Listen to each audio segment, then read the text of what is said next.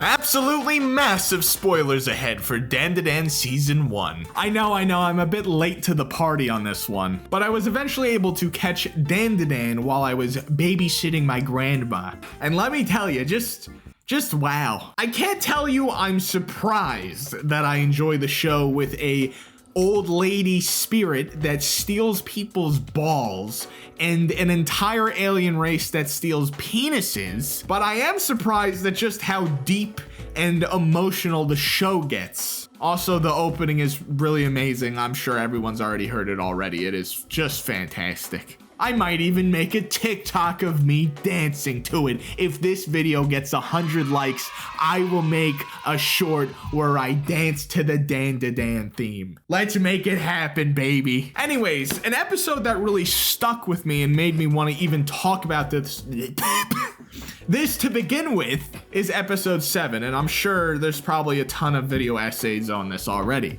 but I did want to give my perspective because it hits me very personally, and I'll explain why in a minute, but first let me just do a quick recap over the episode, just to bring you up to speed on memory, just in case you forgot which episode was episode 7. You know, most normal people, they don't remember the numbers, right? Yeah, the numbers, Mason, the numbers. You gotta tell me the numbers. So anyway, this is the episode where Momo, Okarun, and Ira are doing stuff. I just had to remember their names in my head. Give me a second. So this is the episode where it's revealed that Ira, the pink-haired popular girl, found one of Okarun's testicles. That's it. That's the episode. No, I'm kidding. So the golden ball, the testicle that they are looking for, since obviously who wants his balls back, comes into the hand of Ira, since she was walking around in the park when they defeated Turbo Granny, who stole said testicles. That's how that whole transaction happened. She finds this golden ball that just lets her see spirits all of a sudden because of its high spiritual pressure. She doesn't know that. She thinks she is chosen by God.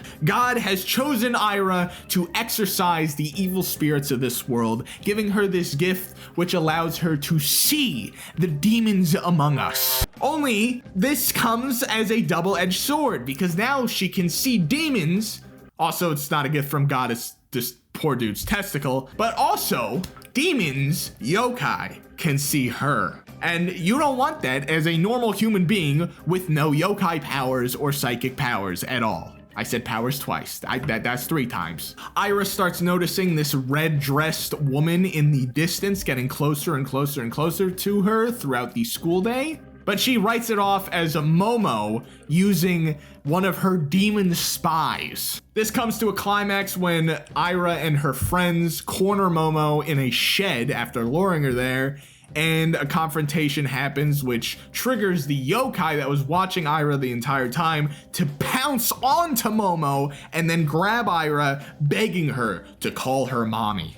Not her mom, to call the yokai her mom. Momo and Okarun eventually start fighting this yokai. They tangle its hair in the shed. Ira actually ends up dying in the encounter. Seeing Ira dead, the yokai actually offers up its soul, its aura, in order to save Ira from being dead. And Momo has to act as sort of jumper cables to connect one aura to the other and just basically siphon it into Ira. And while this happens, Momo and Ira both see the backstory, and as well as us, of this yokai.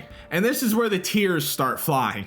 Because we see this mother taking care of her child. You know, she loves dancing. It's a hard life, right? She's working multiple jobs. It's clear that they're struggling. There's no father in the home, but she's giving this little girl the best life that she can. And it's very beautiful. It's very sweet. But then one day, these grown men just invade their apartment, tear it up, destroy their entire lives, beat the mother half to death, and then steal the child, which is already, mind you, they could have ended that there, already enraging me with some kind of primal anger, because obviously, you know, children getting kidnapped, it's a no-go, right? Yeah, that pisses me off. That makes me very angry.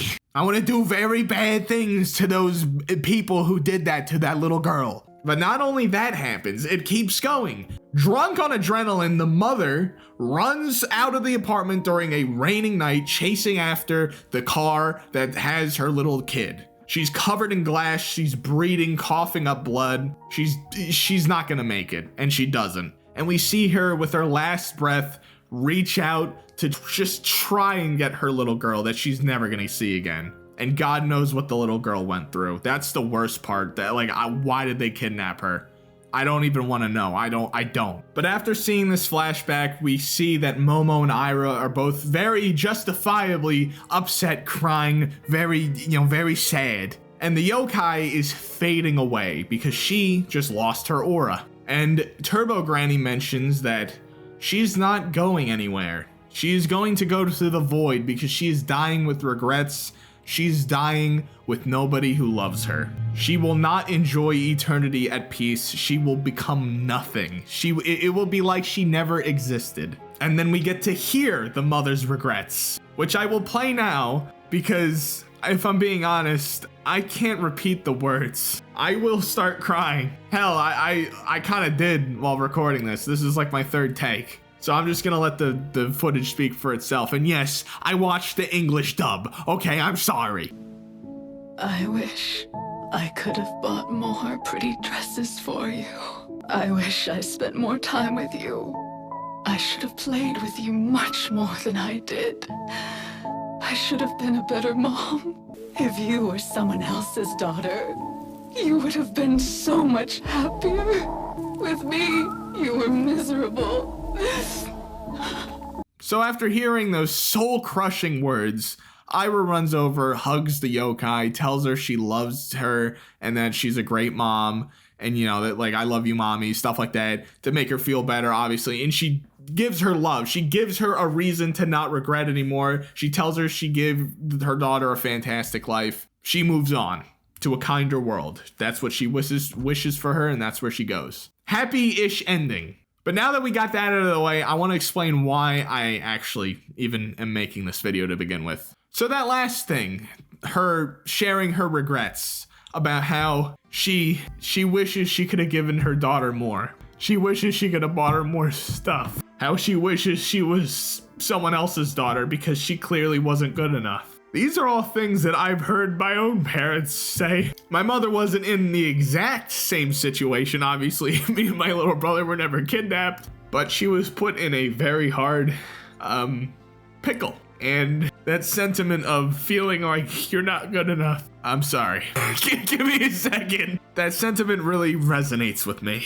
And I think it really sends a good message on how we tend to take our parents for granted, even if they weren't the best, even if, they're still humans. And most of them, obviously, occasionally there is literal bad parents who hate their kids. I'm not gonna say there isn't, but 9 times out of 10, your parents have unconditional, astronomical love for you that you can't even comprehend. Your parents, they are willing to sacrifice everything, their dreams, their time, in order to give you the best life that they can.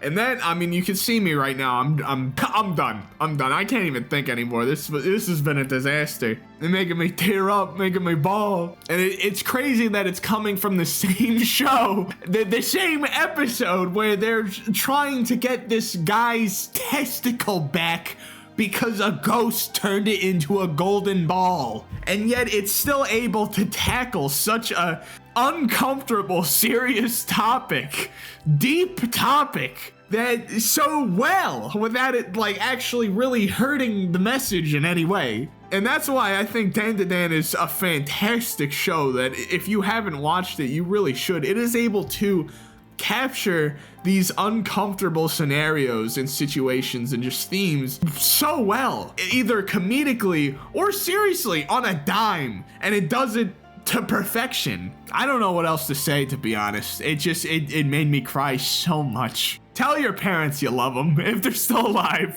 I'm not laughing, I'm half crying about that. If obviously you can if they're dead, but their love will always be with you if they are. I hope in a future season we find out that those guys who took that little girl were just killed immediately by another yokai or something out of vengeance. That'd be pretty cool. I haven't read the manga, so I have no idea, but that would be nice. They should do that. Not fast, by the way. They should definitely bleed out in the street. Anyway, my name's Dakosity. If you want to hear me talk about anime more, please let me know, because this is a very new thing for me.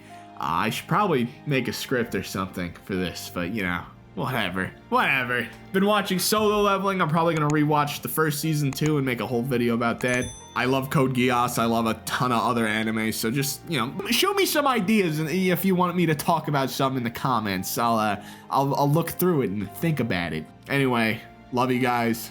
Love your parents. Tell your mom, tell your dad I love you. Hug them if you can, and I will see you in the next video.